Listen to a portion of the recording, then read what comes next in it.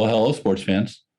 It's Monday, so it must be Athletics Chat 77, your favorite program in the entire social media universe. The good-looking guy in the red shirt in the middle with the earphones on looking very professional, that's Stuart Weir. Stuart is our European editor. He lives in Oxford, England, the intellectual capital of the world. Look at the books behind him. One says French, one says German. I don't think there's any Mad magazines, but, he's got everything else. Stuart, hello. Hi. Well, since you mentioned German, I today conducted an interview in the German language. Wow. With Fräulein Malaika Mihambo. What'd you think of her? I was impressed with her. I thought she was quite engaging. It was one of those interviews that I had to set up through an agent, and the agent was charming and cooperative and said I could have 15 minutes and then give me longer. I was quite impressed with Malaika, and I can reveal that she plays the piano to relax. There you are. There's your hot tip. Wow, that's going on Twitter tonight, buddy. You've got some killer pictures of her. I think that there's I've used these a ton of times. From the Birmingham meet in 18, there was a killer long jump, and it was Katarina Thompson and KJT and Malaika and oh my gosh, a couple others, but just killer pictures. And then there's that great one from Ms. Mihambo in Berlin in 2018, when she got her title. And then been trying, the frustrating thing is I'm really still working on photos for Tokyo.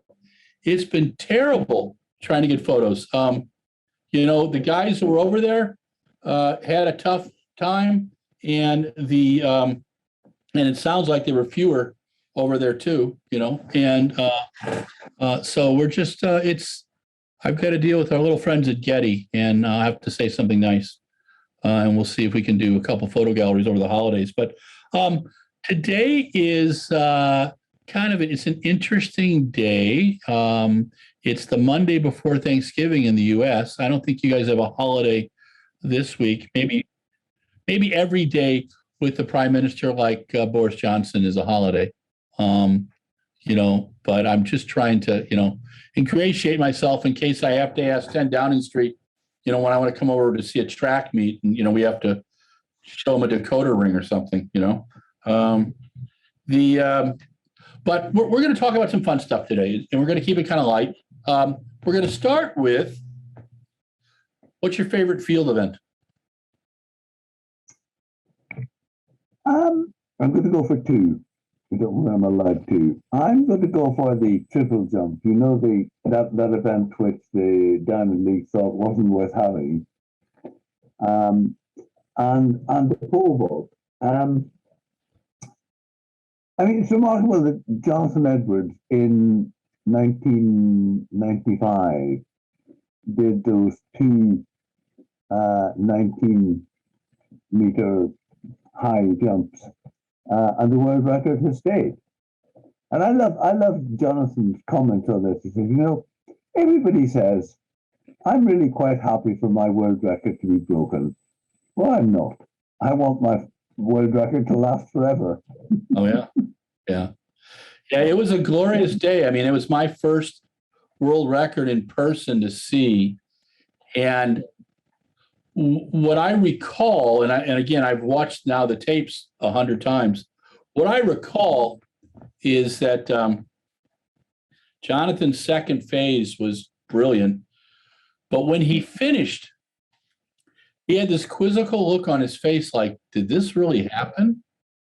And then we knew it was special. He came back and he popped, another, and it was. Gothenburg was a wonderful world champs. The stadium was great. The winds were kind of strange, but it was a little chilly. but it was a wonderful crowd in Scandinavia, and I remember one day the king of Sweden was walking down the street on the marathon day in his suit with two security guys, which everybody freaked out about because the prime minister had been, assassinated there the year before. And he was just stopping and talking to people and asking them how they liked the World Championships. I just thought it was immensely cool. And then someone told me a story that the king has some friends, childhood friends, that he likes to play cards with, and that in Stockholm he can go to some place and there's a little bar and everybody lets him alone, and he gets to be a guy for a while. And that to me just sounded kind of neat, But Jonathan Edwards has always been such an interesting character, and there was a piece he wrote about losing his faith that is so it's such an intimate, honest piece. Yeah. And I've always thought, I thought he did a lovely job when he did BBC. That picture that you and I use of him with crazy Karsten Warhol with the Viking helmet on is one of my favorites because Jonathan has a picture on, the smile on his face is like, they paid me to do this. What's going on? But no, he was running the press conference in Zurich this year. When he was very good. He's obviously done a lot of research. But I was going to say, I always remember what he said about winning the Olympic gold medal in 2000 in Sydney. He said it was everything and nothing. It was everything in the sense that his career would have been incomplete without it. But it was nothing in the sense that I'll be the same person tomorrow, whether I win a gold medal or not. And I thought that was the right perspective. I think that is probably a very healthy one, because you wonder how people, it's like my feeling about like Ryan Krauser is like that. I think Ryan Krauser is so grounded that I remember asking him, what did he do the week after he set his indoor record? And I thought he said he went bass fishing. And I can see the guy doing it, But those are the kind of things, having something outside of your main deal. So what all the sports psychologists say keeps you healthy. I remember going to, this is, back in 1990 or 91, we sponsored a series of clinics for high school coaches in California. And one of them was about how athletes need to prepare to retire. And they were talking about how so many athletes get depressed and get lost because they haven't figured their stuff out. And I think that that whole grounding is really, really important. I mean, you look at him, you look at guys like Steve Cram and Daley Thompson, in 2015, Steve Cram did this thing where he had, I was over UK and Steve and his wife have a foundation, and they were roasting Daley Thompson. Well, no one roasts Daley Thompson because, he can mess with anybody. And it was 38 minutes of, and I've taped it. I play it every once in a while. It's some of the funniest stuff I've ever heard. But when a guy like that gets serious, everybody just kind of, okay. And it was about someone wanted him to kind of say something sleazy about Bruce Jenner becoming Caitlyn Jenner. And Daley would have nothing to do with it. And he talked about how generous Bruce, now Caitlyn, was, and how he helped him before '84, where he really needed some things because it was a challenging Olympics. And I just thought, my gosh, to be able to do that, to go from being goofy all the time to that's just kind of cool. But I will, and we all know everybody loves the multi-events, so that's important. So tell us about you have more to say about the triple jump? I think I'll move on to the pole vault. Well, I mean, we've been very fortunate in the last few years. Let's start with the men. I mean, Sam Kendrick is, if there's a nicer athlete than Sam, I haven't met him. And then suddenly Mondo appears and just clears 6 meters for fun. Yeah. No, Mondo is that kind of person. Well, Sam is. You and I both experienced Sam chatting, waiting for the other medalists to show up, and entertaining all the media. And in Doha, it was incredible. And those are the moments that I missed from Tokyo. The regular medalist clinics, pressers afterwards, because those are some of the best times with athletes. You get a chance to really talk with them, ask them questions. They want to talk about their careers. They're trying to put stuff in perspective, And Sam was so good. And Mondo in 19 was, wow, a lot of fun. Mm-hmm. And I just think that Mondo always seems to be enjoying it, and nothing seems difficult. And then there was the women. I talked to the Olympic champion a couple of weeks ago, Katie Najot, and just saying that how thrilled she was to win the gold medal, but how sad that Sandy got injured and didn't make the final. How pleased she was that her friend Holly was competing with her, and just the camaraderie there is, that they all seem to want each other to do well, and I think that's a really nice thing. One of the things I'm proudest of over the last 5 or 6 years is how we provide coverage for field events. We've got a middle distance and distance running and sprint crowd, but I think that we've even covered the hammer throw in a way that distance runners and middle distance runners can appreciate. But the stories, it's really hard for me to say which field event I enjoy the most. I love the hammer. I love the physicality of it. I love that it is how technical it is. It reminds me in some ways of the discus. I love the history of the javelin. It's just, and the characters in the javelin, Thomas Roller, and just the Kenyan athlete who's done so well, and now the young Indian man who's done so well and brought gold to his country, which is a huge deal. The pole vault has kind of reinvented itself. The women's pole vault at first kind of saved the men's pole vault because it was getting kind of boring.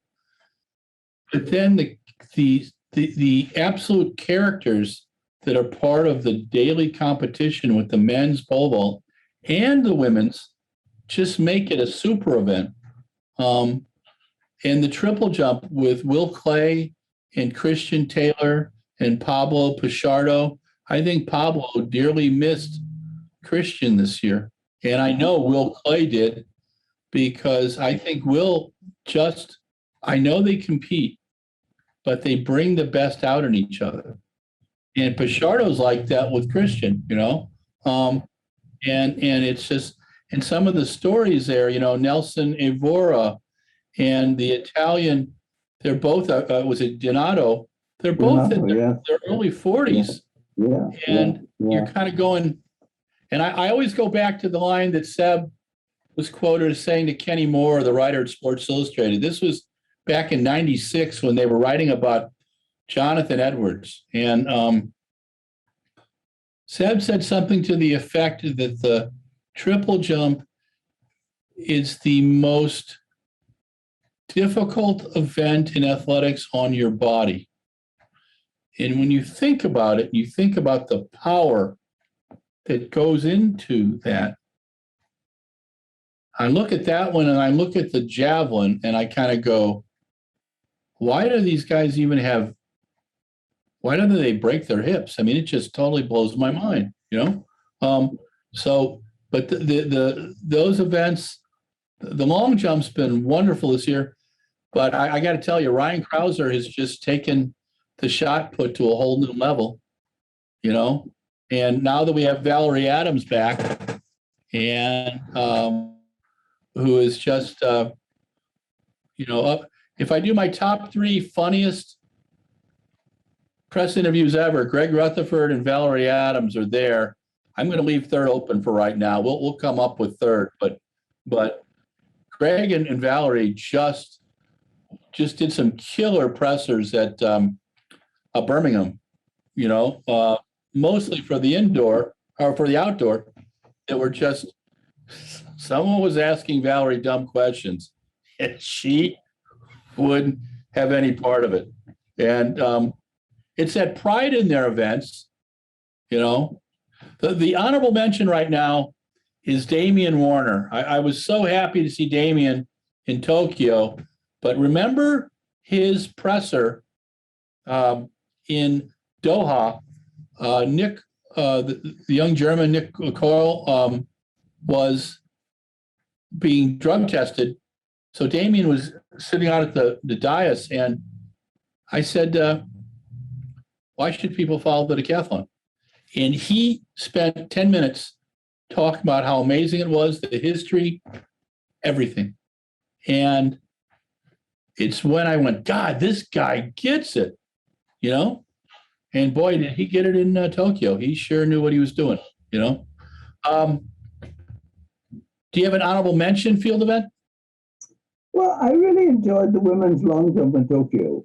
You know, the way that Essie Bruma won it. And then suddenly, after she thought she'd won it, Brittany Reese came in and took first place. And then Malaika Muhammad won it for the last jump. Yeah, that was pretty cool. And to see the gold medal move from one to another in the last 2 rounds was quite remarkable. It was, and you think about it, Malaika had that opportunity in Torun, and it just wasn't her day. But she put it all together, and I was wondering if it was going to be her year, because, you know, Harry Mara, Ashton Eaton's coach, and Breon Tyson Eaton's coach, told me that he thought, this was back in 2020, a lot of people that were really ready for 2020 would not do well in 2021. He said some of the people that were injured who had taken a break may have been the smartest thing for them to do. And it was very interesting to see how things played out. I was fascinated by that. I just thought it was absolutely fantastic. I asked Malaika today, is it easier to produce the big jump in the last round when you've already won and there's no pressure, or when you absolutely needed to win? And she said, definitely when you absolutely need it. Wow. Yeah, I mean, those moments are so emotional, you know. And you look at that and you see what's happened, like in men's high jump. I mean, that was an amazing. I think that the tie in the men's high jump may have gotten more fans to think about track and field and their view of sports than just about anything else that happened in the year. But I thought you Americans didn't like ties and think a tie is like kissing your sister or something. There is a lot of discussion about that, but you know, the two TV broadcasts in the US that featured that were really classy about it and went to great lengths to explain it. And I thought they did a good job. It was funny watching the Canadian broadcast. They were giving John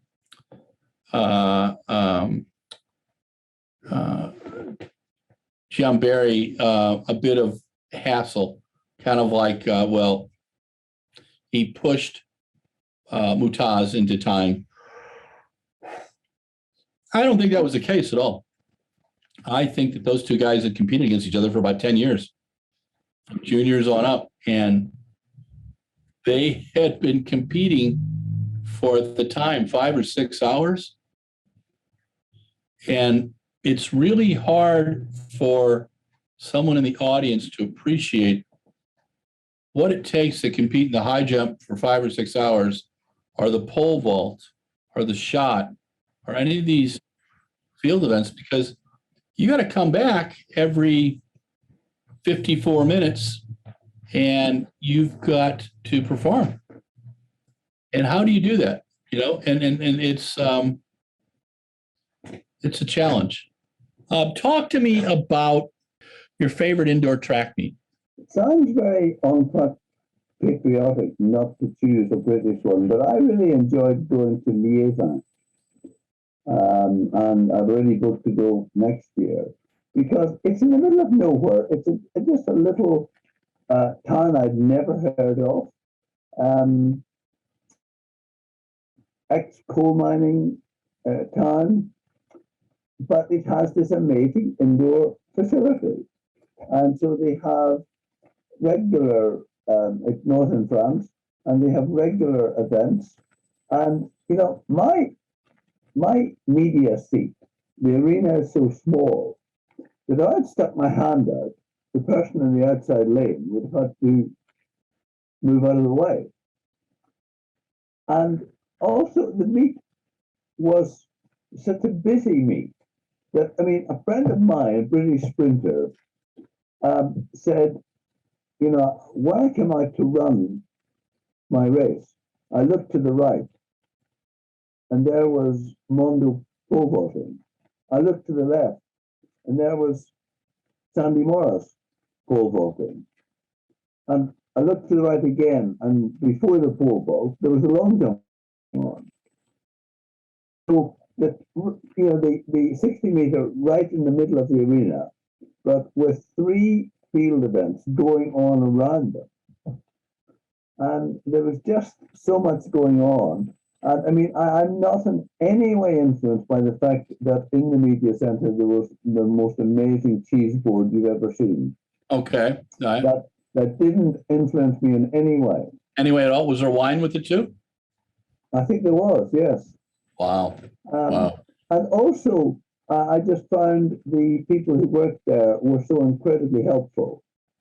I mean, last year when I couldn't go because of the pandemic, the lady in charge of media got me Gemma Leakey on the telephone. Oh, wow. That's So, fantastic. great place, lovely people. Yeah, no, I feel that way about pretty much anything in Birmingham. I've loved going to the indoor meetings and the outdoor meetings there. I just love the city of Birmingham. I like to walk along the canals, but the meetings are one. More canals in Venice. I remember was told that, yeah. And the pressers are always good there too. And and we have hot tea in the stadium press room, you know, and people are running around, and I get to see Jason Henderson and you. So, and used to get to see our late great friend Mel Watman, and he will be missed this season. But and Birmingham is back on the schedule in February. well, that's what I've got to figure out how to get myself over there. I've got my booster shot. I've got all the vaccination stuff. Now I've just got to say something nice about your prime minister. And I think that may be hard. Yeah, it's going to be hard. If you do that, you'll be in a minority. Yeah, there'll be. I'm allowed 3 attempts, so I'll try to say maybe he's got a nice jacket or something. But no, I think that's a. I mean, I enjoyed. I'm looking forward to Belgrade this year because I enjoyed that stadium. I did too. Though they did have special seating for Americans only. Absolutely. Which kept me away from everybody. But I did get to see up close and personal Ivana Spanovic in those big long jumps, and that was a lot of fun. I mean, she jumped so high, we thought she was going to touch everybody. But I spoke to her in Zurich, and she told me she was really excited about having the event in her backyard. Yeah, no, that would pump her up. I mean, she's big on, and the fans love her. I mean, I think that she has a lot of spirit. It's not one of our favorite high jumpers, but she's pretty tremendous, and her country has a lot of sports fans, and Ivana is tremendous, and on any given day, she can beat anybody. So we'll have to see if she can put it all together. That could be a lot of fun. A lot of fun. What about outdoor meetings that you like?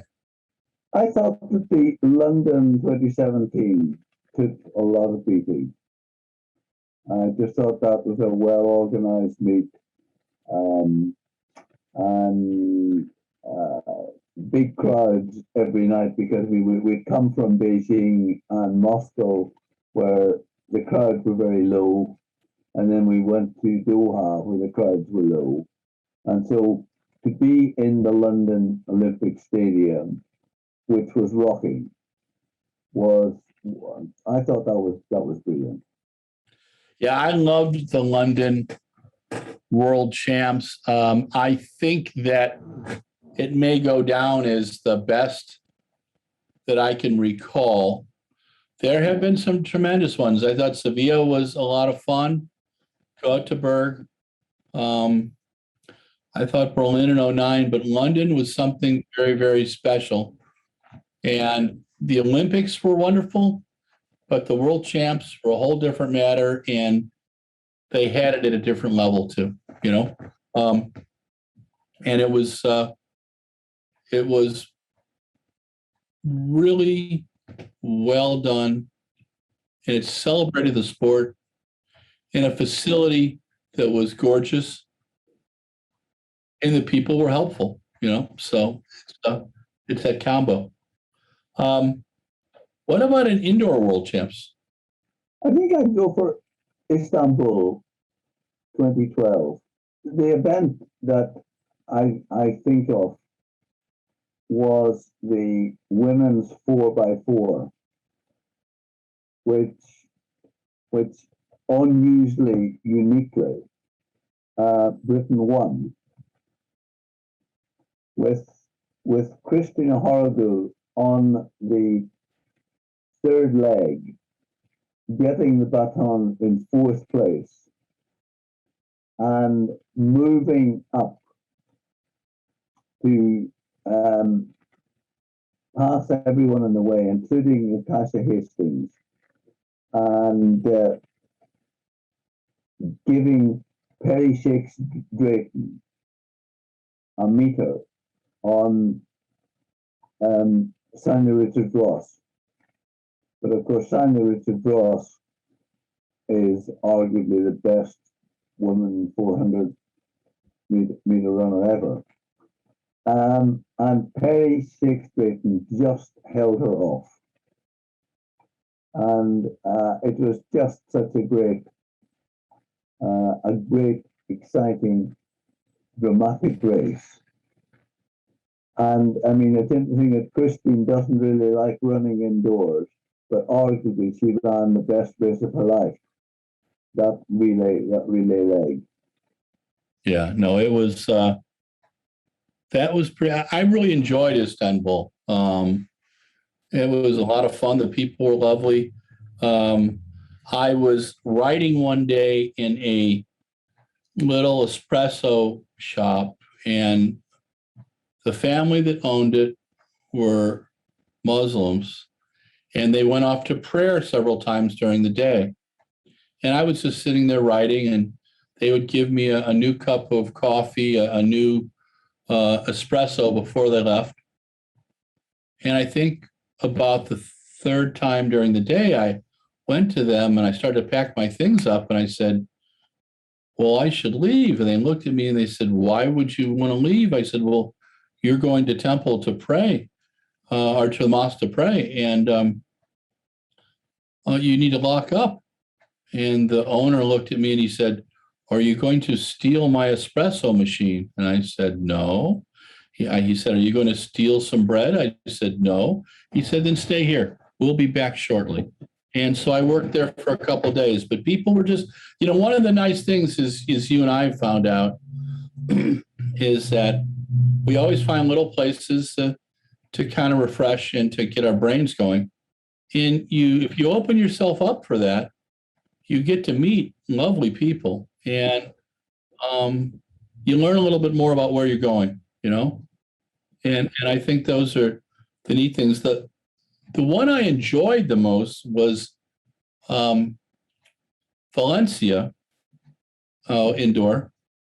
And the reason being was culinary. The meat was great. It was small, but right next to it, this group of chefs had taken over this old school, and they had one thing on the menu, paella, and they served it from 10 in the morning till 10 at night, and there were lines, and they had red wine, they had white wine, and they had paella.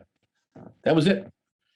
And you'd have Russians sitting at the next table and Italians sitting at a table, and people just had a great time. And it always befuddles me that why, and I think that was just an independent group that said, hey, you know what? 5 days, we can get this place for nothing. Everybody likes paella, and it was good. And I had it for 5 straight days, and I did not get tired of it. And it was reasonable, and the stadium was great. There was great performances. There was some killer performances for the Spaniards, and the crowd was loud. So that's mine. What about the most unusual thing you've seen or experienced at a world championship, indoor or out? Well, actually, I'll answer a slightly different question. The most unusual thing I didn't experience was the Inspiration Games, where during the pandemic, they had people in different continents running against each other. I just thought that was so creative. Yeah.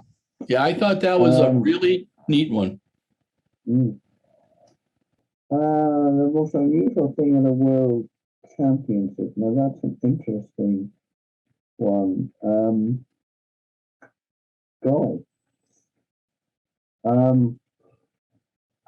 I suppose one of the strangest things was the Rio Olympics, when the American women sprint relay collided with the Brazilians, and the baton was dropped. And a cynical person would say, as you know, I do not have an ounce of cynicism within me. But a cynical person would say it was because America, they had to be reinstated. And so in the semi-final, the American team ran on their own a time trial, having to do faster than the eighth team that was qualifying to the final, and they did so, and they went through. And I just happened to bump into the ladies immediately after they'd run that strange race. There was, I remember, English, Tiana, Bortoletta, who else would have been there? Yeah. Evidently, I noticed that Tiana has just become a mom Oh, wow. just this week on Twitter. That's cool. We'll have to check that out and we'll do something nice about her. I recall that World Juniors in 14, was it the Ecuadorian sprinter had a run against herself in the 200, and she did fantastic. And then we had that at the we had that also in the U.S. Olympic trials. One of the Allison Felix in that 200. That was really strange. Yeah. And good. Yeah. In terms of strange things, then there was that ridiculous race in the World Indoors in Birmingham where everyone in the race was DQ'd. Yes. That was all those DQs in Birmingham were just a mess. The strangest, absolutely, it was fun, but it was strange. 1995, Wilson Kipketer won the 800, and he was Danish. He was a Danish librarian. And I was with James O'Brien, the Irish-American writer. He's a publisher at the New York Athletic Club publication now. And I think Pat Butcher. And we were getting ready to go to a pub, and we were invited to a party for Mr. Kipketer. And we went there, and it was at the top of this hotel, and we were going to have dinner, and there was beer, and there was a beer called Black Gold. Cronin, one of the Danish beer company, did this beer called Black Gold, and every beer that was sold, Wilson got a little bit for. And I believe we met the Danish head of state who came to the table with the Americans and asked us what we thought of all this. And the guy knew his track. And, he explained that Wilson was a big deal in the country because, they had so few medals. And it was really a lesson for me to learn coming from a country that has a plethora of medals. We complain when we don't get 30 medals. There's a lot of people that, I think we just reached 100 countries in track and field in the Olympics. They finally got medals. So big deal.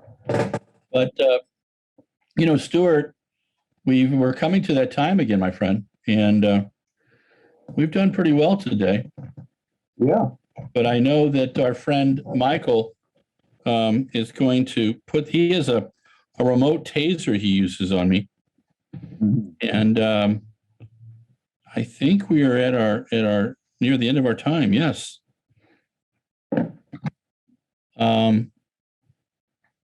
I wanted to thank you once again. I will be celebrating Thanksgiving with my great nephew, Nolan, for the first time. And apparently he has a smile similar to mine. So the poor kid, I'm going to have to teach him something different about that. But, that's what great uncles are for. But enjoy your week, my friend. This was Athletics Chat 77, and we'll have Athletics Chat 78 next week. So stay safe. Thank you to Mike Deering, our production manager, and we'll talk with you soon. Hey, sports fans, Larry Eater. This is the epilogue of Athletics Chat number 77. Can you believe it? Incredible. Stuart's in Oxford, England, like he normally is, the intellectual capital of the world. I'm in San Jose, California this week. Next week, I'll be in Las Vegas. Vegas, baby.